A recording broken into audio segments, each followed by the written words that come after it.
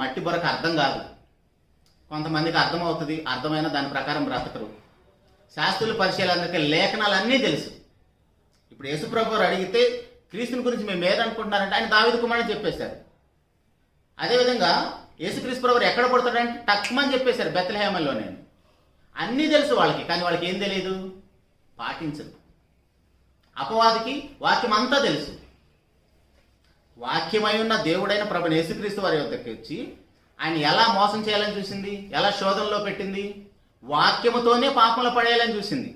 వాక్యమైన దేవుడి దగ్గరికి వాక్యముతో వచ్చి పాపం చేయించబోయింది. అంటే వాక్యం అపవాదికి తెలుసా?